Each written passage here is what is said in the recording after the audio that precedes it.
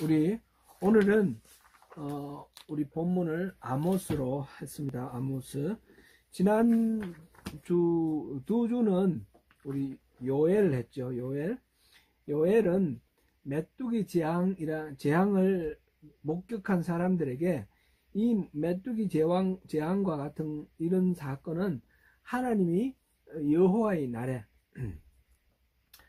예비하신 어떤 재앙이 있다 하는 것이죠. 잠깐만요. 제가 화면을 다시 조정하겠습니다. 그런 메뚜기 재앙과 같은 그런 심판이 임박해 있다.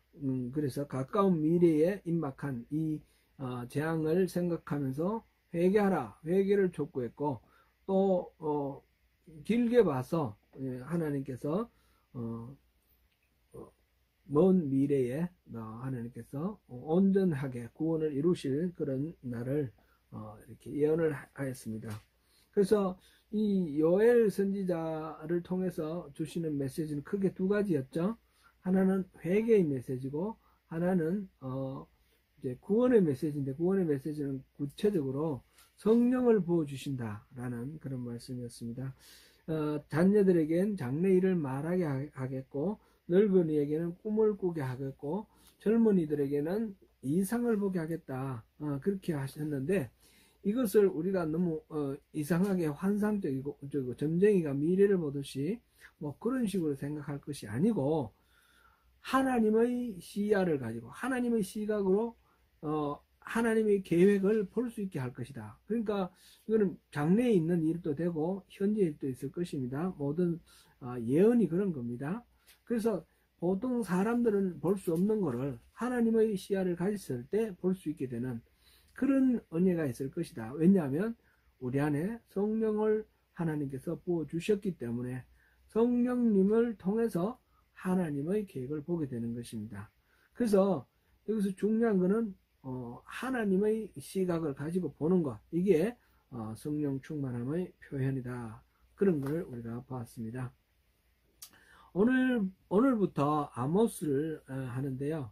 호세아를 우리가 9번을 했나요? 8번 했군요. 호세아 8번 했고, 요엘 2번 해서, 오늘이 10번째니까 호세아 7번, 요엘 2번 이렇게 했네요. 아마 아모스도 한 호세아 한 만큼 그렇게 하면 될 것 같아요. 정확하게 지금 미리 다 정해놓지는 않았습니다.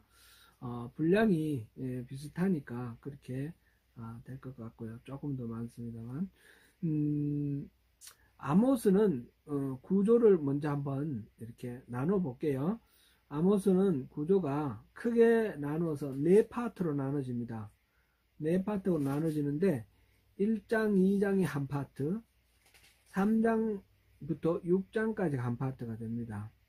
그리고 7장부터 9장 10절까지가 하는 파트가 되고, 9장 10절부터 15절 마지막까지, 9장 11절부터 15절까지가 마지막 한 파트가 되겠습니다. 그래서 1장부터 6장까지 전체는 심판의 메시지인데, 1장부터 2장까지는 그 심판 중에서 8가지 이 심판 예언이 있습니다. 1장부터 2장까지 8가지, 열방에 대한 심판인데 8개 나라가 거론이 되어 있어요. 그렇게 8가지 심판이 예언되어 있고, 3장부터 6장까지는 3가지 설교가 있습니다. 설교가 3편이 나옵니다. 그렇게 해서 이 심판의 메시지가 설교 3편까지 그렇게 나오고요. 그 다음에 7장부터 9장 10절 사이에는 환상이 5가지 환상이 보입니다. 그 환상을 통해서 또 예언하는 거죠. 그리고 마지막 부분 결론에 9장 11절부터 15절까지는 3가지 약속이 있습니다. 이스라엘에 대한 3가지 약속. 그래서 7장부터 마지막까지는 예언적 환상이라고 할 수 있고, 앞에는 심판의 메시지를 할 수 있고, 심판의 메시지 중에 1, 2장은 8개의 나라에 대한 예언, 직접적인 예언이 나오고, 그 다음에 3장부터 6장까지는 3가지 설교가 있다. 이렇게 보시면 되겠습니다. 주제는 이 심판의 메시지에서 종교적이고 사회적 악에 대한 심판, 하나님 뭘 심판하시는지 이걸 한번 우리가 깊이 생각해 볼 그런 이야기거리들이 많이 있습니다. 그 다음에 7장부터는 회개하는 자들을 구원하시는 하나님, 그렇게 보면 되겠습니다. 그리고 핵심 구절은 5장 24절 오직 정의를 물같이 공의를 마르지 않는 강같이 흐르게 할지어다 하는 그 말씀. 그리고 8장 11절 말씀, 주 여호와의 말씀이니라. 보라, 날이 이럴지라 내가 기근을 땅에 보내리니 양식이 없어 줄임이 아니요 물이 없어 가람이 아니요 여호와의 말씀을 듣지 못한 기갈이라. 이 두 가지가 주제되는 핵심 구절이다, 이렇게 말씀드릴 수 있습니다. 그리고 아모스는 기원전 8세기에 활동한 예언자입니다. 아모스와 동시대에 활동한 예언자는 호세아와 이사야와 미가, 아모스, 이렇게 네 사람이 있습니다. 그 네 사람이 있는데 이 중에서 가장 앞선 사람이 아모스다, 이렇게 생각하면 되겠습니다. 우리 시대를 이렇게 다른 이런 자료들을 이렇게 보면 아모스보다 앞선 사람으로 요엘도 나오고 요나도 나오는데, 요엘은 지난번에 제가 말씀드렸듯이 오히려 바빌론 포로기에 기록됐다라고 보는 것이 더 타당한 점이 있고요. 요나는 시대가 그 앞선 시대는 맞는데 그래도 이 아모스 다음 정도로 이렇게 보면 더 좋을 것 같아요. 아모스가 그래서 8세기 이 대표적인 예언자 4명 중에 한 사람이고, 그 중에 제일 앞선 사람이고, 특별히 이 아모스에 대해서 신학자들이 이구 동성으로 하는 말이 예언자 중에 문서 예언자로서 최초의 문서 예언자다, 그렇게 말해요. 예를 들면 엘리야나 엘리사나 그 앞에 있었던 예언자들은 기록을 남기지 않았어요. 9세기에 예언자들은 기록을 남기지 않았는데, 아모스로부터 시작해서는 예언자들이 기록을 남겼습니다. 이사야도 마찬가지고 호세아도 마찬가지고 같은 시대이고요. 미가, 그 다음에 쭉 나머지들 우리가 그 소예언서, 대예언서 다 이때부터 8세기부터 기원전 8세기부터 기록된 겁니다. 그래서 아모스가 최초의 문서 예언자다. 그래서 이 아모스의 기록이 다른 사람들에게도 영향을 줬을 것이다, 이렇게 이 생각을 합니다. 그리고 아모스의 메시지가 지금 예레미야라든지 또는 호세아라든지 이사야, 다른 예언자들에게 있어서 공통된 하나의 주제를 이루고 있는 부분이 있습니다. 그게 정의와 공평입니다. 이게 신앙의 중심 가치로 이렇게 거론되는 최초 예언자가 아모스입니다. 말하자면 종교와 윤리가 하나가 되는 것이며, 신앙이 삶과 떨어져서는 안 된다, 삶과 하나가 되는 신앙이 되어야 된다라는 그런 것을 이렇게 가장 이렇게 선명하게 드러낸 그런 예언자가 아모스 선지자다, 이렇게 볼 수 있겠습니다. 아모스는 보니까 자기 아버지 이름은 나와 있는데요. 유다 왕 우시아의 시대, 곧 이스라엘 왕 요아스의 아들 여로보암의 시대, 지신전 2년에 드고와 목자 중 아모스가 이스라엘에 대하여 이상으로 받은 말씀이라. 보통 다른 선지자는 아버지 이름이 있죠. 아버지 이름, 예를 들면 요엘은 부두엘의 아들 요엘, 그랬지 않습니까?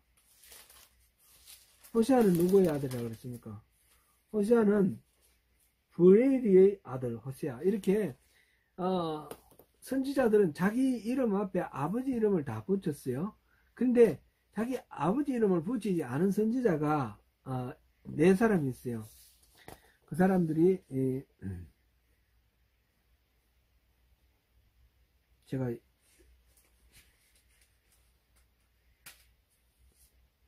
말라기, 학계, 그 다음 또 한 사람 더 있는데 어디 적어놨는데 제가 잃어버렸습니다. 아무튼 이따가 뭐 더 발견하면 말씀드릴게요. 자기 아버지 이름을 소개하지 않고 그렇게 소개를 해서 좀 특별하지만, 그러나 자기가 활동한 시대는 정확히 말했어요. 우시야 왕 때, 유다의 우시야 왕 때고, 북왕국 이스라엘에는 여로보암 왕 때, 여로보암 왕 때 하니까 그 시대가 분명하게 나왔죠. 그리고 자기가 출신지가 어딘지, 직업이 뭔지 이게 나와 있습니다. 지진전 2년에 드고아 목자 아모스 이렇게 했거든요. 그러니까 드고아 사람이에요. 이 사람은 드고아 사람이고 직업이 목자예요. 목자. 뒤쪽에 7장에 가보면 뽕나무를 재배했다 그래 나왔는데 목자고 뽕나무를 재배했다. 뽕나무는 우리가 생각하는 뽕나무는 아니에요. 사개오가 뽕나무에 올라갔다 했을 때 그때 뽕나무가 누에 치는 그 뽕나무 그게 아니에요. 돌무화과나무라고 그랬어요. 돌무화과나무. 무화과나무의 그 원조 이건데, 그 열매는 가난한 사람들이 주로 먹고 뭐 이렇게, 그러니까 조악한 열매라는 거죠. 맛도 없고 영양분도 적은. 근데 짐승의 사료로는 적합한 거예요. 사료로 적합해서 이 뽕나무, 돌감람나무, 돌무화과나무, 이거는 이거를 재배했다 이 말은 아모스가 가축을 많이 기른 그런 사람이다.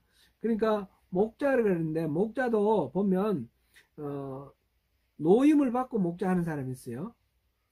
예수님 탄생할 때 목자들이 와서 이렇게 천사들이 목자들에게 찾아와서 예수님 탄생 고지해주고, 목자들이 예수님 앞에 가서 이제 찬송하는데, 그 목자들은 노동자들이에요. 그 월급 받고 뭐 이렇게 월급이나 1급이나 연급이나 그렇게 받고 하는 그런 피고용인들인데, 지금 이 드고아 사람, 이 목자는 말하자면 축산 농장주다 이렇게 생각하면 되겠습니다. 그래서 이 아모스는 좀 어느 정도 부가 있는 가난한 목자가 아니라 좀 부유한 축산업자다. 그렇게 우리가 이해를 하면 되겠습니다. 거기에 대해서는 그 신학자들이 여러 해에 걸쳐서 논쟁을 하고 한 결론이 그렇게 됐습니다. 그렇게 되었고, 이 사람 출신지가 드고아라 그랬어요. 드고아는 남왕국 유다에 있는 곳입니다. 지난 우리가 그 요엘 할 때에 여호사밧의 들판, 여호사밧의 골짜기, 심판의 골짜기, 그때 우리 보았지 않습니까? 지난주에 그 여호사밧 왕 때에 아람과 모압과 세일산 거주민들, 그 마온 사람, 이 삼국 동맹이 유다를 쳐들어왔을 때예요. 유다를 쳐들어왔을 때에 이 여호사밧 왕이 하나님께 기도를 했죠. 그렇게 했더니 하나님께서 선지자를 통해서 이 전쟁은 내게 속한 것이다. 내가 어떻게 하는가 보라. 그래서 그 여호사밧 왕이 군악대를 조직해서 군인보다 앞서 나가서 이렇게 전쟁을 했지 않습니까? 그랬더니 모압과 암몬이 연합을 해서 이 마온 사람을 다 죽이고, 그러고 난 뒤는 자기들끼리 죽이고, 이렇게 해서 이 전쟁 유다 사람들은 손 안 쓰고 하나님이 이겨 주신 것을 보았습니다. 그 자리가 어디냐? 그 자리가 바로 드고아 불판입니다. 드고아 불판. 거기 출신이 이 아모스입니다. 그럼 우리가 참고로 좀 이렇게 이해하면 좋겠고요. 이 드고아는 그러니까 예루살렘 남쪽에 베들레헴 있고, 베들레헴에서 조금 더 내려가서 한 예루살렘에서 15km 떨어졌다 그러니까 베들레헴에서 한 7, 8km 이 정도 떨어진 데인 것 같습니다. 그 두고아 출신이고요. 여로보암 왕 때, 여로보암은 이스라엘의 첫 번째 왕도 여로보암이고, 중간에 이 여로보암 왕 있죠. 여로보암 2세라 그럽니다. 여로보암 2세는 BC 793년에서 753년까지, 그러니까 8세기 상반기죠. 상반기인데, 이때 그리고 남왕국에서는 우시아 왕이 있었을 때인데, 지진이 일어나기 2년 전에 말씀이 이상으로 받은 말씀이다 그랬어요. 지진이 일어나기 2년 전에 사역을 시작했다 그랬는데, 최근에 그 고고학적 발굴을 통해 본 결과 기원전 760년경에 지진이 있었다고 밝혀졌습니다. 더고아 지방에 기원전 760년경에 지진이 발생했으므로 그보다 2년 전이니까 한 765년에서 760년 이 사이에 아마 아모스가 활동을 시작했을 것이다. 남왕국 출신이면서 주로 예언한 내용은 북왕국 이스라엘에 대한 예언입니다. 물론 남왕국 유다에 대한 예언도 포함되어 있습니다. 그러나 주 대상이 북왕국 이스라엘에 대한 예언이고요.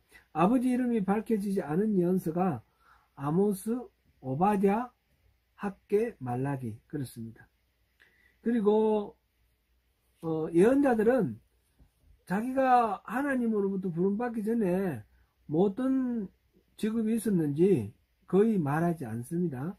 근데 이제 뭐 에스겔 같이 제사장인 경우도 있고요. 그러나 대부분 밝혀지지 않았는데 소명받기 전에 다른 직업을 가졌던 유일한 사람이 바로 이 아모스다. 나는 목자요 뽕나무를 재배하는 자다. 7장 14절부터 15절 한번 읽어볼까요? 7장 14절 15절 한번 읽어볼게요.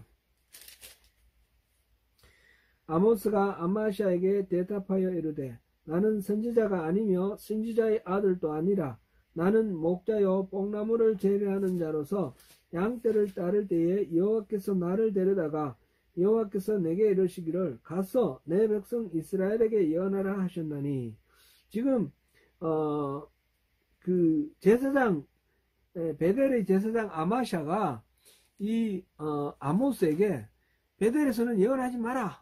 네가 뭔데 예언하냐? 너는 자격도 없다. 막 이런 식으로 시비를 걸었을 때, 나 원래 예언자 아니다. 근데 하나님이 나한테 말씀하라 하셨다. 그럼 네가 뭐 가타부터 말할 거 없다. 하나님 내게 명령하셨다. 이렇게 해서 지금 자기의 자기를 소개하고 있는 그런 장면입니다. 목자라는 단어에 대해서도 좀 우리가 이제 이거는 기억할 수는 없는 건데 한번 제가 자료에 나와 있는 것이니까 소개를 하고 넘어갈게요. 일반적으로 성경에 나오는 목자는 히브리어로 로에라는 단어를 씁니다. 로에라는 단어를 쓰는데 지금 여기에서 1장에서는 아모스 1장에서는 노케드라는 단어를 사용했고, 또 7장에서는 노케드가 아니라 보케르라는 단어를 썼어요. 노케드라는 단어는 성경에 딱 한 번 더 나오는데 열왕기상 3장 4절에 모압왕 메사가 10만 마리 양과 10만 마리 분의 양털을 조공으로 바쳤다, 이런 말이 나오는데 그때 노케드가 사용됐어요. 그러니까 이 노케드라는 단어는 목자 중에 부유한 목자다라는 걸 알 수가 있고요. 그 다음에 보케르라는 단어는 몸집이 큰 가축들, 소, 낙타 이런 것들을 이렇게 키우는 목자를 보케라고 하고, 노케드는 양, 염소 등 작은 몸집이 작은 그런 그 가축을 이렇게 기르는 목자다. 그렇게 신학자들이 정리를 했습니다. 그러니까 이 아모스는 노케르도 되고 보케르도 되고, 그러니까 양, 염소 이런 그 짐승들도 있고, 또 소, 말, 낙타 이런 짐승들도 있다는 거죠. 그러니까 짐승들이 가축이 많은 그런 부유한 그런 목축업자다. 이렇게 이해를 하면 되겠습니다. 오늘 내용은 1장 우리가 1절부터 5절까지만 봤는데, 제가 다루고 싶은 내용은 1장 2장입니다. 1장 2장 전체입니다. 전체인데 뒤에 좀 더 자세하게 다뤄야 될 부분이 많기 때문에 이 부분은 좀 빨리 넘어가려고 하는데요. 이 1장 2장 사이에 8개 나라에 대한 심판이 예언되어 있습니다. 3절을 한번 보십시오. 여호와께서 이와 같이 말씀하시되 다메섹의 서너 가지 죄로 말미암아, 다메섹이 있습니다. 그 다음에 6절에 가면 여호와께서 이와 같이 말씀하시되 가사의 서너 가지 죄 있습니다. 가사 9장에 두로 나옵니다. 9절에 두로 동그라미 쳐 놓으십시오. 그럼 보시는 게 편하실 겁니다. 11절에 에돔이 있고요. 13절에 암몬이 있습니다. 이렇게 5가지 있죠. 1장에. 2장에 가서 2장 1절에 모압이 있습니다. 모압. 그 다음에 2장 4절에 유다가 있습니다. 2장 6절에 이스라엘이 있습니다. 그러니까 2장에 세 가지가 있고요. 1장에 5가지. 다 주변에 있는, 이 이스라엘 주변에 있는 나라들인데, 옆에 있는 나라들 쭉 돌아서 남한국 유다 갔다가 마지막으로 이스라엘을 얘기를 하고 있습니다. 그래서 이 8개 나라에 대한 심판을 얘기를 하는데, 다메섹은 사실 나라 이름은 다메섹이 아니죠. 다메섹을 수도로 하고 있는 나라 아람이에요. 아람. 수리아. 요즘 시리아가 그 다메스커스가 수도 아닙니까? 이 다메섹, 이 아람입니다. 아람은 몇 가지 죄가 있는데, 그 보니까 철타작기로 타작하듯 길랏을 압박하였다. 철타작기가 어떻게 생긴 건지는 잘 모르겠는데, 그냥 뭐 도리깨라 뭐 이렇게 막대기나 이런 거로 타작하는 게 아니고, 철타작기, 제가 어릴 때 보면 그 탈곡기가 밟으면 와롱시롱 하는 그런 탈곡기 있었어요. 그리고 우리가 그게 기억나고, 그 다음에 발동기 돌려서 하는 그런 탈곡기도 있는데, 저는 철 타작기 하니까 밟아서 돌리던 탈곡기가 생각이 나네요. 그런데 손 넣으면 손 그냥 잘라지죠. 그래서 농촌에서도 타작하다 손 다친 사람, 손가락 날아간 사람 많이 있습니다. 좀 길랏이라는 나라, 이스라엘의 요단강 동쪽 갈릴리 호수 동편에 그 지역을 길랏이라 그러죠. 길랏 아못이라든지 길랏 야베스라든지 길랏 붙인 지역들 있지 않습니까? 그 지역하고 아람하고 붙어 있기 때문에 아람이 자주 들어와서 침략해서 정복하기도 하고 다시 이스라엘이 빼앗기도 하고 왔다 갔다 이렇게 막 주인이 교체하는데, 그때 이 길랏 사람들에게 너무 잔인하게 대했다는 거죠. 이 철타작기처럼 그렇게 막 무섭게 잔인하게 했다.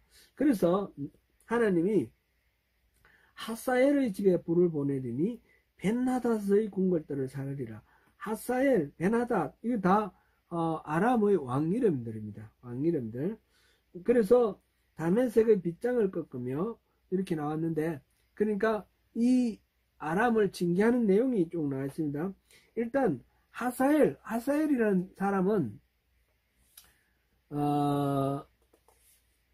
그 BC 841년에서 806년까지 왕이었어요.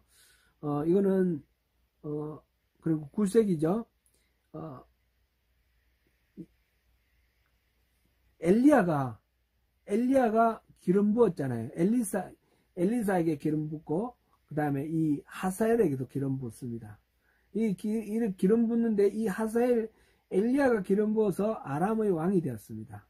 그 앞에 있던 왕이 베나닷 2세인데 베나닷 2세를 죽이고 하사엘이 왕이 됐는데, 이 베나닷이라는 이름하고 하사엘이라는 이름, 이렇게 우리가 이렇게 머릿속에 한번 슬쩍 기억하고 넘어가면 좋겠습니다. 이 베나닷이라는 이름은 원래 하닷이 폭풍우를 다스리는 신입니다.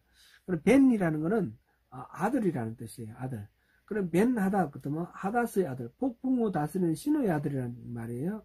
그런데 이 벤하닷이라는 이름이 성경에 많이 나오거든요.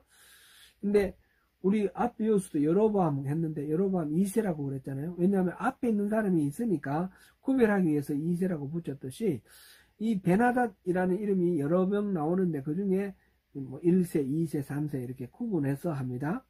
베나닷 1세는 유다왕 아사왕이고, 이스라엘, 북왕국 이스라엘은 바하사가 왕일 때, 그럴 때에 이 베나닷, 이 아사왕이 나중에 하나님으로부터 꾸지람 받고 질책받는데, 그 아사왕은 그 이전에 이집트 구스의 100만 대군이 왔을 때는 하나님께 기도해서 하나님이 전쟁을 이겨주게 했거든요. 근데 이 아사가 나중에 바하사, 북왕국 이스라엘의 바하사가 계속해서 침공해 오니까 아람왕 베나닷에게 구원병을 요청합니다. 그래서 유다와 아람의 그 연합으로 바하사를 공격하는 그런 이야기가 나오는데, 그래서 외부의 군사를 의지했기 때문에 하나님으로부터 또 이렇게 꾸지람을 받는데, 그때 아람의 왕이 베나닷 1세입니다. 그래서 베나닷이 바하사를 공격해서 많은 땅을 빼앗아가죠. 그때 빼앗아간 게 길라 땅을 빼앗아갑니다. 베나닷 2세는 아합 왕 때의 인물입니다. 아합 왕 때의 인물인데, 이 베나닷 2세 때 아합 왕이 그 전쟁에서 죽습니다. 이 열왕기상 22장이 나오고요. 그런데 이 베나닷 2세는 엘리야가 기름 부었던 하사엘에 의해서 살해당하죠. 말하자면 쿠데타가 일어나서 하사엘이 왕이 되고 베나닷 2세가 죽었습니다. 베나닷 3세는 이 하사엘의 아들입니다. 아들인데 자기가 죽이고 들어간 그 아람 왕의 이름을 따서 베나닷이라고 이름 지었고, 왜냐하면 신의 아들이니까. 그래서 이스라엘을 계속해서 침략해오고 이랬는데, 여로보암 2세 때 이 베나닷 3세의 침공을 물리치는 그런 내용이 열왕기하 14장에 나옵니다. 이렇게 이제 하사엘, 베나닷 이런 이름들이 많이 나오니까 그냥 한번 이렇게 들어보시고 넘어가시면 되겠고요. 여기에서 보니까 아웬의 골짜기, 우상을 숭배하는 벳아웬 앞에 나와 있었지 않습니까? 요엘에도 나왔고, 예, 벳아웬, 그 다음에 벳에덴 이래 나왔는데, 아웬은 우상을 섬기는 골짜기예요. 그 다음에 벳에덴, 에덴의 골짜기예요. 그래서 에덴의 집, 베델을 지금 벳에덴 이렇게 했습니다. 그래서 규 잡은 자를 끊으리니, 규가 뭐예요? 규는 다른 말로 홀이라고도 하죠. 왕이 자기 왕권을 나타내기 위해서 손에 잡고 있던 것, 그게 규입니다. 그게 규. 그러니까 규 잡은 자를 끊으리니, 그러니까 왕의 왕손이 끊어진다 이 말이죠. 나라가 망한다 이 말입니다. 그래서 아람 백성이 사로잡혀 기르에 이르리라 여호와께서 말씀하셨느냐. 기르라는 성읍은 지금 정확히 어딘지는 모르겠는데, 그 아수르의 딜랏빌레셀 3세가 이 북왕국 이스라엘을 공격해 왔을 때에 이스라엘 사람들을 포로로 끌고 가서 데리고 간 데가 기르입니다. 기르. 하여튼 그 아수르의 영토 기르. 그러니까 지금 아모스가 북왕국왕 여로보암 때인데, 여로보암 때가 제가 몇 번 말씀드렸는데 아마 기억하실 거예요. 북왕국의 최전성기입니다. 부흥기. 북왕국의 부흥기, 여로보암, 경제력으로 가장 부강하고 군사력으로 가장 왕성할 때, 그 전성기 때인데 이 아모스가 전성기에 있는 이 이스라엘에게 너희들이 망한다, 그런 얘기를 하는데, 지금 주변에 있는 아람 왕부터 먼저 말해요. 그래, 아람 너희들도 망하고 포로로 끌려갈 거다, 기로로 끌려갈 거다. 그 실질적으로 나중에 아수르가 와서 아람도 멸망시키고 포로로 끌고 가고 북왕국 이스라엘도 멸망시키고 끌고 갑니다. 그거를 지금 여기서 아모스 선지자가 이야기하고 있습니다. 두 번째가, 지금 첫 번째는 다메섹은 아람이었고요. 두 번째는 가사가 나오죠. 가사는 블레셋이죠. 블레셋에는 5개의 왕국이 있습니다. 블레셋의 왕국이 가사가 있고, 아스돈, 아스글론, 에글론, 가드. 이 이름 다 들어보셨을 거예요. 가사, 아스돗, 아스글론, 에글론, 가드. 이렇게 있는데, 골리앗 같으면 가드 사람이죠. 이렇게 있는 중에 지금 여기서 보니까 이름들이 쭉 나오는데, 가사의 서너 가지 죄로 말미암아 내가 그 벌을 돌이키지 아니하리니 이는 그들이 모든 사로잡은 자를 끌어 에돔에 넘겼음이라. 그리고 이제 8절에 내가 또 아스돗에서 그 주민들과 아스글론에서 귤을 잡은 자를 끊고 또 손을 돌이켜 에글론을 치리니 블레셋에 남아있는 자가 멸망하리라. 지금 5개 왕국 중에 가드는 거론하지 않았지만 4개 이름을 거론했습니다. 블레셋 전체가 다 망한다, 그런 이야기입니다. 왜 그렇습니까? 지금 다메섹에게는 전쟁에서 너무 잔인했다. 그래서 길라 사람에게 철 타잡기처럼 그렇게 했다. 그랬고, 지금 두 번째 나라가 블레셋인데, 모든 6절에 모든 사로잡은 자를 이끌어 에돔에 넘겼다. 포로를 에돔에게 팔아넘겼다는 겁니다. 포로를 인신매매했습니다. 나중에 이 자기가 직접 이렇게 전쟁해서 이렇게 포로로 잡아간 것도 있고, 또 다른 나라가 사네립이 침공했을 때 유다 그 히스기야 왕 때 유다인들이 도망을 갔어요. 블레셋으로 피난을 갔어요. 블레셋으로 피난 갔는데 그 피난 간 사람들을 모아가지고 잡아가지고 포로로 팔아넘겼어요. 헬라 사람에게 팔아넘겼어요. 그때는. 지금 요엘에 헬라 이야기가 나오는데 그게 아마 그것과 관련이 있을 것이다, 그렇게 생각합니다. 이런 사건들이 많이 있었는데, 그러니까 블레셋은 지금 아모스 선지자를 통해서 지금 심판이 예언되는데 가장 큰 죄가 인신매매한 거예요. 전쟁 포로를 매매해가지고 에돔에게 팔아넘긴 겁니다. 그 다음에 두로가 나옵니다. 두로도 9절에 두로 서너 가지 죄 나왔는데, 그 형제의 계획을 기억하지 아니하고 모든 사로잡은 자를 에돔에 넘겼음이라, 이렇게 되어 있습니다.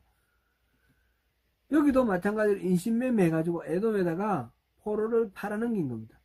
형제의 계약을 기억하지 아니하고, 이 두로는 솔로몬 왕 때 두로 왕 히람이 그 백향목도 주고 그 다음에 석재도 주고 해서 성경과 그 다음 궁궐을 만드는 솔로몬의 그 모든 역사에 적극적으로 협조했던 사람이 두로의 히람 아닙니까? 그때는 너무너무 형제처럼 사이가 좋았어요.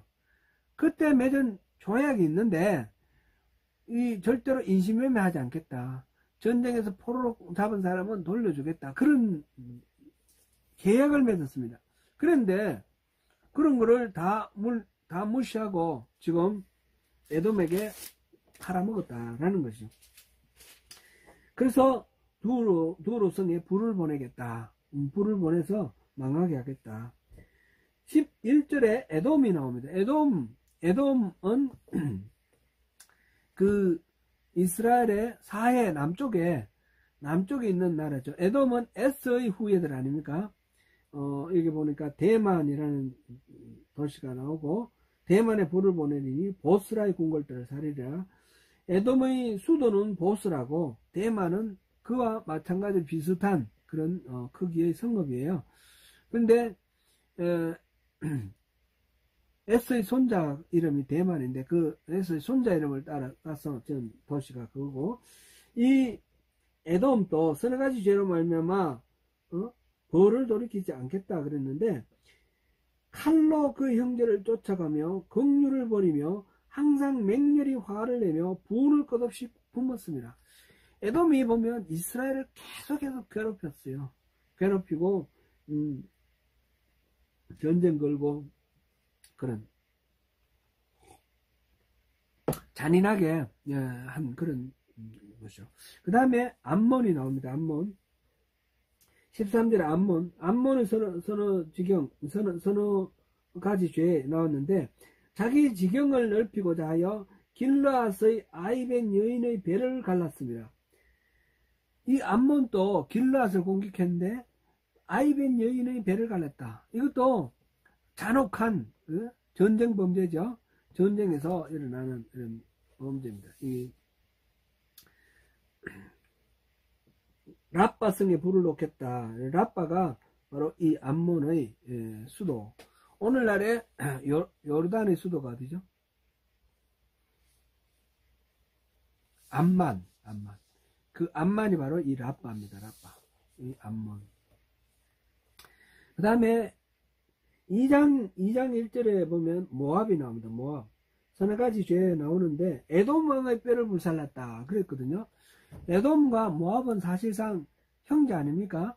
루스의 첫째 딸이 낳은 아기가 모압이고, 둘째 딸이 낳은 아기가 암몬인데, 에돔은 형제가 아니군요. 에돔은 에스의 그 자손들인데, 지금 이 모압이 에돔 왕의 뼈를 불살랐다. 이웃 나라와 싸우는데 왕의 뼈를 불살랐다. 왕을 그냥 죽이는 것으로 만족하지 않고 뼈를 불살랐다는 지극한 모독을 주는 잔인한 그런 처사죠. 지금 6개 나라가 지금 멸망이 선포되었는데, 전부 뭐와 관련이 되어 있는 것 같습니까? 전쟁과 관련되어 있는 것입니다. 6개 나라의 범죄는 하나님께서 징계를 하시는데 전쟁과 관련된 범죄입니다. 고대 전쟁의 참상을 여러 가지로 지금 표현을 하고 있습니다. 왕의 뼈를 불사른다, 임신한 여자의 배를 가른다, 전부 포로를 팔아 넘긴다, 이런 여러 가지들. 전쟁에서 지금 지는 자, 전쟁에서 패배할 경우에 지는 어떤 비극적인 그런 피해, 그것과 다른 차원에서 이기고 그 전쟁의 노획물로 사람들을 데려가서 노예로 팔거나 그 전쟁 과정에서 잔혹하게 적을 제압하는 그런 모든 행위가 다 하나님 보시기에 이 범죄이기 때문에 그게 합당한 벌을 받게 된다는 것입니다.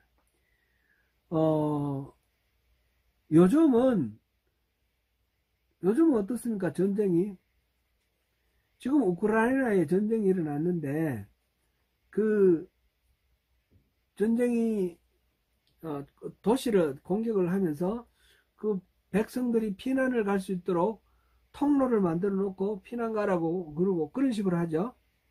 그 이유는 뭔가 하면 우리가 이제 큰 세계 전쟁을 겪으면서 국제 간에 조약을 맺은 게 무기를 들지 않고 직접 전쟁에 참가하지 않는 민간인에 대해서 사격을 하거나 죽이는 경우는 이게 다른 모든 것들 중에 심각한 그런 전쟁 범죄로 분류가 됩니다. 그래서 승리와 무관하게 전쟁 범죄에 대해서는 이렇게 비난만 있을 뿐만 아니라 나중에 또 따지게 되고 이러니까 조약을 맺었습니다. 그 민간인에 대해서는 죽이지 말자. 그래서 안 죽이는 걸로 원칙했는데, 이번에 보니까 소련이 민간인들도 많이 죽이는 것 같아요. 그 아이들 이렇게 피난가 있고 그 마당에다가 아이들이 있다라고 표시해놓은 극장에 폭격을 해가지고 그렇게 막 죽고 이런 것도 나오는데, 그리고 아파트, 민간인 거주 아파트를 폭격을 미사일 공격으로 파괴시키고, 민간인에 대한 그런 학살 이런 것들이 굉장히 많은데, 오늘같이 이렇게 전쟁이 나름대로 이제 뭐라 그럴까요? 정제된, 절제된 그런 약속이 있음에도 불구하고 그렇게 되는데, 고대의 전쟁은 어떻게 했어요? 고대의 전쟁은 죽이고 싶은 대로 죽이고, 전쟁에서 이기고 사로잡은 사람들은 다 노예로 만들고, 다 뭐 어떻게 하든지 승리자의 처분에 딸린 거예요. 그걸 가지고 누가 아무도 말하지 않아요. 이걸 생각하니까 우리나라가 생각나더라고요. 이제 로마 시대 때 보면 로마의 인구의 3분의 1이 노예라 그랬는데, 그 노예가 다 전쟁포로들 아닙니까? 우리나라에서 전쟁포로가 가장 많이 이렇게 이슈가 된 거는 정묘호란, 병자호란 때입니다. 그 이전에 임진왜란 때 일본 놈들이 와가지고 외놈들이 처음에는 전쟁을 쉽게 했습니다. 그냥 한양만 점령하고 왕에게 황복을 받으면 이 나라는 다 차지한다 생각하고 그냥 일사천리로 한양을 달려갔죠. 처음 임진왜란 났을 때.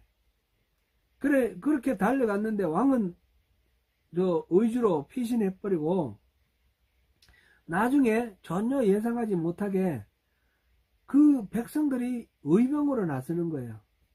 의병으로 나서가지고 일본군이 굉장히 어려웠습니다. 나중에 보급로가 또 이순신 장군에 의해서 남해와 서해가 제해권을 이순신 장군이 장악했기 때문에 보급로를 만들지 못해서 이 왜군들이 완전히 말하자면 궁지에 몰렸습니다. 그래서 정유재란 때 들어왔을 때 1592년에 임진왜란이 일어났는데 1597년에 다시 들어오지 않습니까? 다시 전쟁이 개시되지 않았습니까?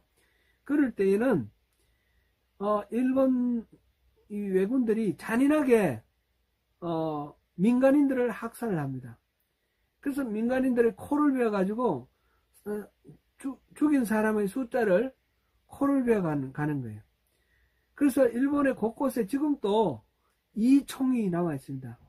이 총은 귀의 무덤이라는 뜻입니다. 귀를 묻었다. 근데 실제로는 귀를 묻은 게 아니라 코를 묻었다라고 그렇게 밝혀져 있습니다. 뭐 귀를 묻었다는 그런 주장도 있는데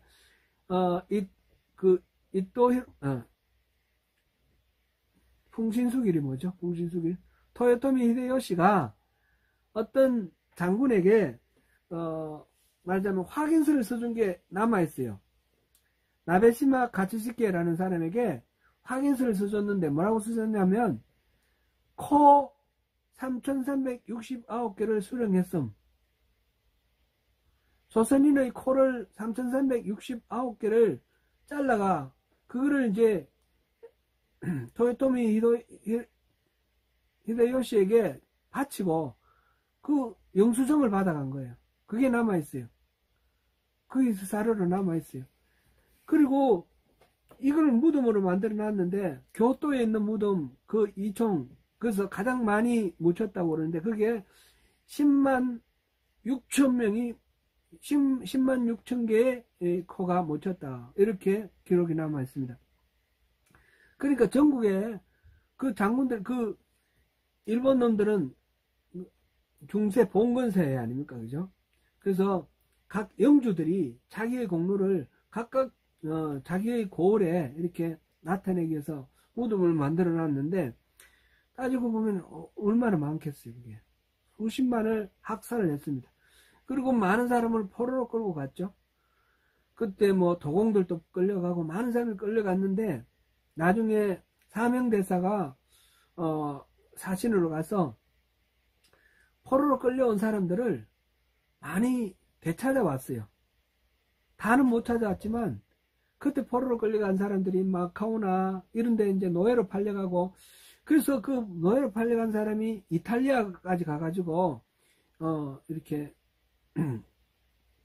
흔적이 남아있고 그러는데, 그래도 많은 사람들 되찾아왔어요. 그리고 외놈들은, 이 통신사를 계속해서 보내줄 것을 요청하면서 그 대가로, 포로를 돌려줬습니다. 근데 1627년, 한 30년 후죠. 30년에 이 만주 여진족이 후금을 만들어가지고 조선에게 그 형제의 나라로 그렇게 요구를 했습니다. 그 이전에 그 선조의 아들 광해군 때는 이 후금하고 관계가 좋았습니다. 잘 외교를 잘했는데 이 광해군을 내쫓고 들어온 인조가 그 명나라를 망해가는 명나라를 이렇게 이 임진왜란때 우리를 도와준 나라다 해서 떠받들고 후금을 배척하면서 이제 후금에서 전쟁이 군사를 보내서 전쟁이 시작됐죠. 그래서 단숨에 우리가 졌습니다. 그래서 그때 포로로 끌려간 사람이 한 10만 명 정도 포로로 끌려갔습니다. 첫 번째 정묘호란 때 1627년에 그래 그 포로로 끌려간 사람들을 이제 우리가 사신을 보내서 그 포로들을 돌려보내달라 그러는데 지금 만주족들은 그 만주 땅에 인구가 부족하잖아요. 그러니까 포로를 안 돌려보내줍니다. 안 돌려보내주고 그 다음에 관계가 조선하고 계속 좋았으면 또 어떨는지 모르겠는데 안 좋으니까 그 다음에 다시 전쟁이 일어났죠. 9년 후에 1636년에 1636년 병자호란 이때는 후금이 이제 청이라고 그러고 우리 조선에게 우리가 황제고 너희들이 신하다 군신관계로 맺어라 그래가지고 조선이 거부를 하니까 쳐들어와서 그때 또 많은 사람들이 홍타이지가 많은 사람 포로로 끌고 갔습니다. 이때도 기록으로 정확하게 추산을 할 수가 없는데 한 50만 명이 포로로 끌려갔다고 그랬어요. 50만 명. 근데 포로로 끌려간 사람들이 도망올 수도 있지 않습니까? 도망온 사람을 주회자라고 그러는데 주회자, 달릴 주자, 도주를 했다. 그래서 주회자인데 이 정묘호란 때 주회자에 대해서는 많이 관대하게 허용을 해줬고 조선에서도 그거를 받아줬어요. 도망온 사람을 다 우리가 받아줬다고요. 그런데 병자호란 때는 이 홍타이지가 조약을 인조에게 그 삼전도의 굴욕 그때 항복 조인을 할 때 주회자는 절대로 잡으면 다시 청나라로 보내라. 압록강 넘어가기 전에 도망간 사람은 놔두는데 압록강을 건너고 난 뒤에 도망간 사람은 무조건 돌려보내라. 그래가지고 조선에서 도망간 사람을 돌려보내주는 거예요. 이 이야기는 청나라의 입장에서는 자기들은 포로로 끌고 간 재산이에요. 재산으로 따지니까 우리 재산을 잃어버린 재산을 우리가 되찾아야 된다 그런 거죠. 조선에서는 우리 동포들 아닙니까? 가족들 아닙니까? 혈육 아닙니까? 그러니까 혈육의 입장에서 이거는 돌려보낼 수가 없다. 근데 이 청나라에게 항복을 하고 난 입장이니까 어쩔 수 없이 굴복을 하고 그렇게 다시 도망온 사람들도 다시 잡아보냅니다.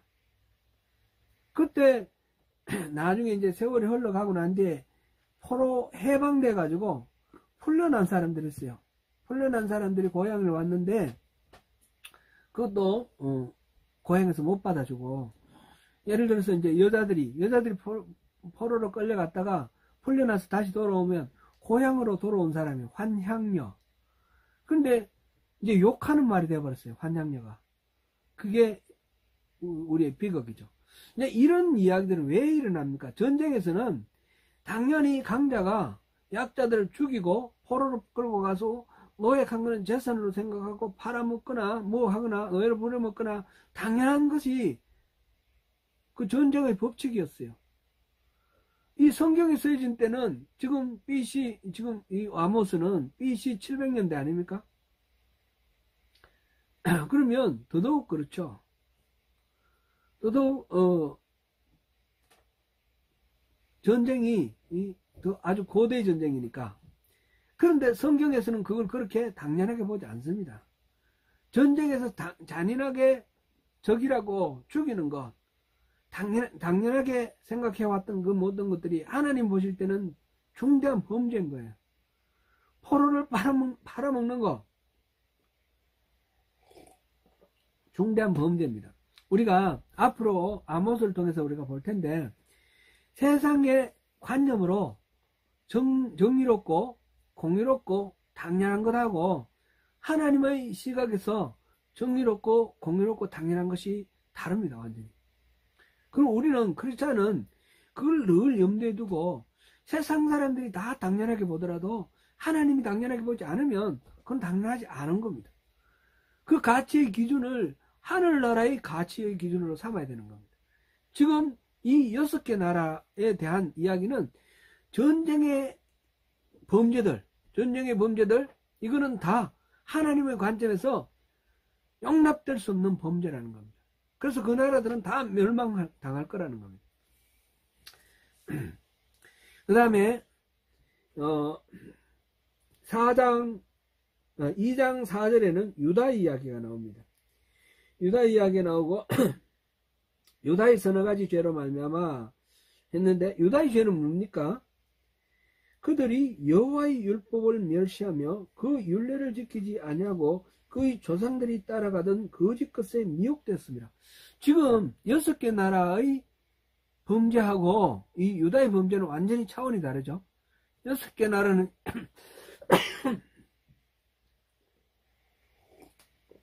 이웃과의 관계입니다. 전쟁 범죄로 일어나는 이웃과의, 다른 사람과의 관계. 근데 유다에 대한 이야기는 하나님과의 관계입니다. 율법을 지키지 아니했다. 그게 지금 문제가 됐습니다. 그래서 유다에 불을 보내고 예루살렘을 살리라.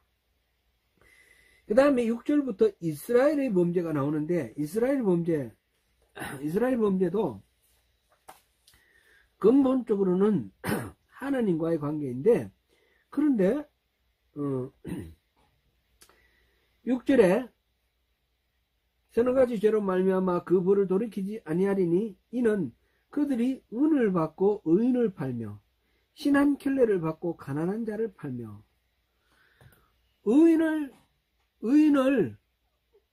의인이라는 말은 여기서 옳다, 하나님과의 관계가 바로 되어 있으니까 죄 짓지 않은 사람을 말해요. 무고한 사람을 말해요. 무고한 사람을 은을 받고 팔았다. 거짓 증언을 해서 무고한 사람을 죄 덮어 씌워서 이렇게 벌받게 만들고 넘겨줬다. 신한 켤레를 받고 가난한 자를 팔며, 이것도 마찬가지죠. 한 사람의 목숨, 생명을 신한 켤레 값만큼도 안 되는 그런 하찮게 생각하고 그렇게 팔아먹은 거예요. 가난한 사람 팔아먹은 거예요. 7절에 보니까 힘없는 자의 머리를 티끌먼지 속에 발로 밟고, 이건 좀 어렵습니다. 힘없는 자의 머리를 티끌먼지 속에 발로 밟고, 힘없는 자를 티끌먼지 속에 쳐박아 가지고 발로 밟았는 것 같은데, 다르게 번역을 한 데가 있는데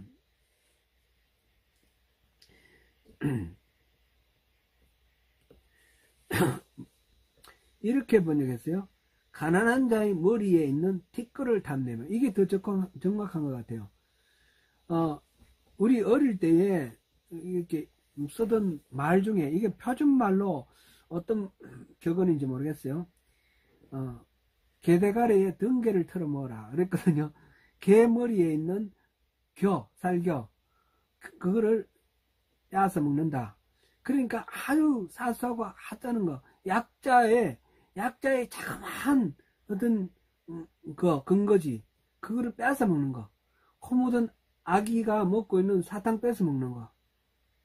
가난한 자가 기댈 데가 없는 그런 아주 가난한 자가 먹는 작은 것들, 그것을 뺏어가는 거. 그런 거를 지금 여기서 힘없는 자의 머리를 티끌먼지 속에 발로 밟고 이렇게 표현을 했어요. 그러니까 약자에 대해서 무자비하게 탄압을 하고 착취하고 그런 거를 지금 표현하고 있습니다. 연약한 자의 길을 굽게 하며 아버지와 아들이 한 젊은 여인에게 다녀서 내 거룩한 이름을 더럽히며, 이런 도덕이 완전히 무너지고 인정사정 없는 그런 짐승 같은 그런 상황이 되어 있는 그런 상황입니다. 8절에 모든 제단 옆에 전당 잡은 옷 위에 누우며, 전당 잡은 옷은 어떻게 해야 됩니까? 해가 지기 전에 돌려주라 그랬어요. 출애굽기 22장 26절 27절에 나와요. 그런데 그 전당 잡은 옷으로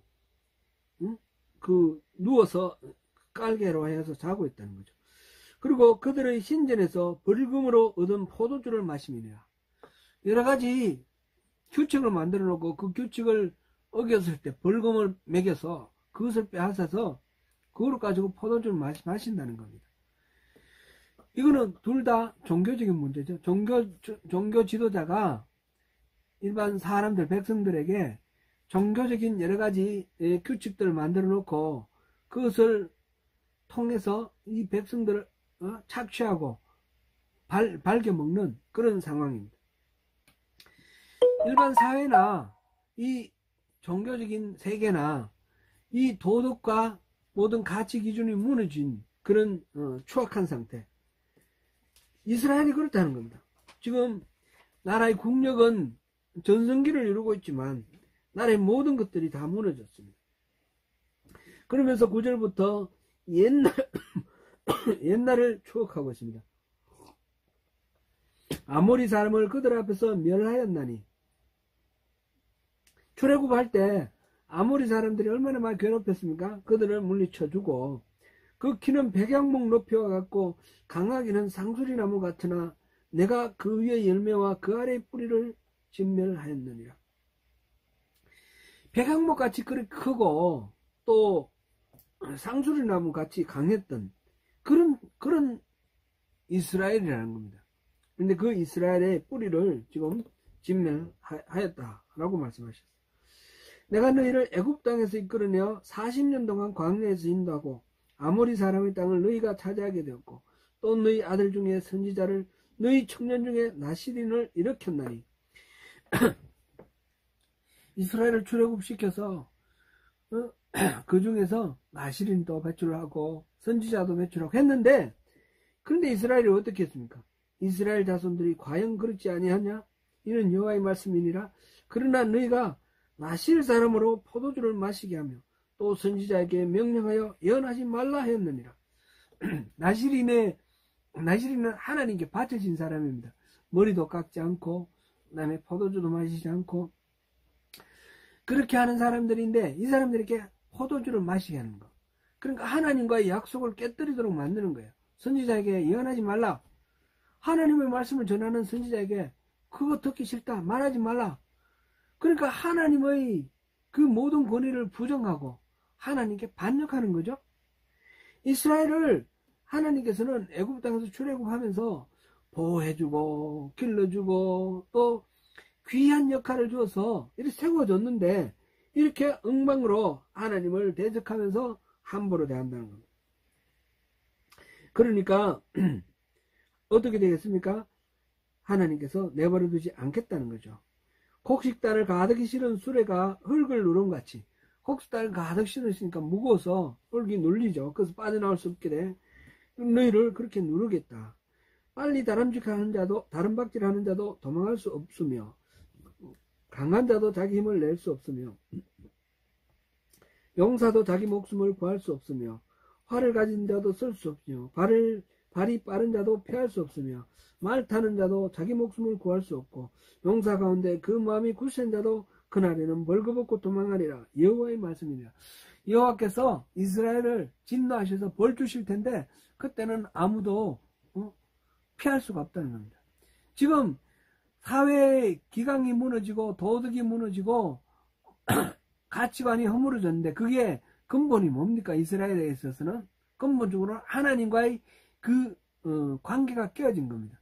유다와 이스라엘은 특징이 하나님과의 관계에서 무너졌다.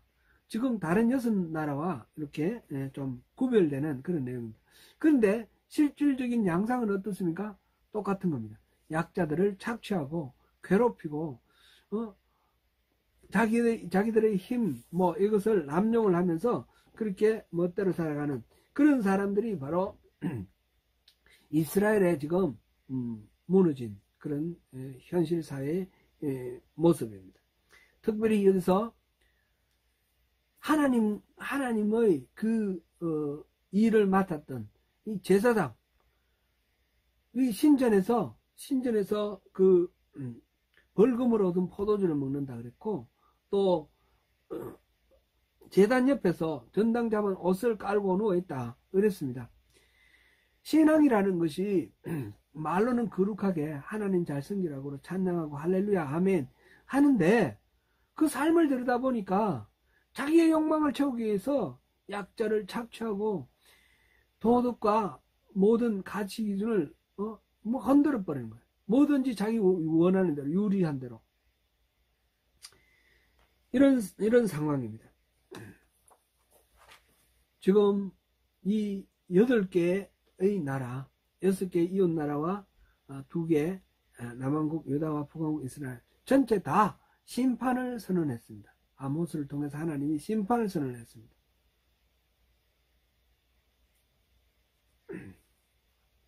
전쟁, 지금 우크라이나에서 전쟁이 일어나는 걸 보면서 우리가 많이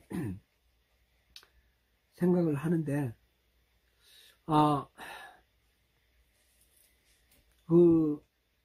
누가 그래요. 푸틴을 지금 암살했으면 좋겠다고. 죽여버렸으면 좋겠다고.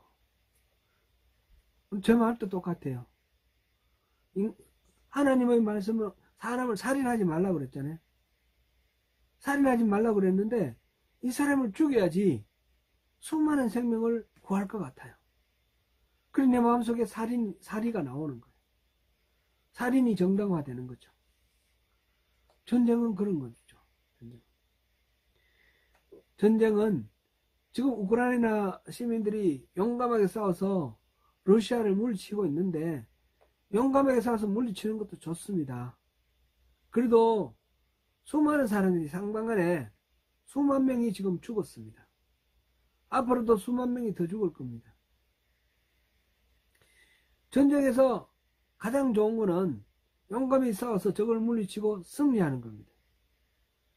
그러나 더 좋은 거는 전쟁하지 않고 이기는 겁니다. 외교로 이기는 거죠.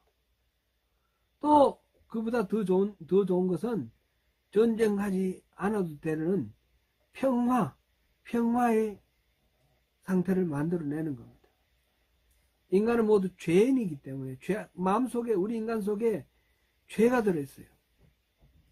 자기 이익을 달성하기 위해서 개인일 때 할 수 있는 행사는 주목이나 연장 정도지만, 이게 집단이 되고 국가가 되니까 정말 상상할 수 없는 가공할 무기, 핵폭탄도 터뜨릴지도 모른다고 지금 그러지 않습니까?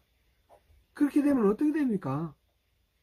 몇 사람만 죽는 게 아니라 온 지구가 재앙에 빠질 겁니다. 이런 것을 바라보면서 참 하나님이 어떻게 하시려는지 우리 궁금합니다. 우리가 더 많이 열심히 기도해야 되겠습니다. 이 전쟁이 조속히 빨리 끝나고 사람과 사람 사이에 이런 증오와 이런 욕망, 이거를 서로 하나님 뜻 안에서 조절해가면서 용납하면서 이렇게 슬기롭게 극복해 나가는 평화의 그런 방법들, 그게 이루어질 수 있도록 우리가 기도해야 되겠습니다. 특별히 우리 조국 대한민국 생각하면 항상 지금 현재도 휴전 상태이고 일촉즉발의 위기가 항상 도사리고 있습니다. 6.25도 전쟁이 그것으로 끝난 게 아니고 아직까지도 전쟁이 쉬고 있는 상태입니다. 그 이후에도 몇 번 전쟁이 일어날 위기들이 있었습니다. 전쟁이 터질 뻔한 그런 위기가 있었는데 다행히 잘 넘어갔는데, 앞으로 또 어떻게 될지 모르겠습니다. 이게 전쟁이라는 게 걱정 안 해도 될 정도로 좀 평화의 그런 분위기가 되면 좋겠습니다. 문재인 대통령이 되고 난 뒤에 초창기에는 이제 전쟁은 끝났는가 보다. 앞으로는 이제 시간이 얼마나 걸릴지 곧 통일되나 보다. 그랬는데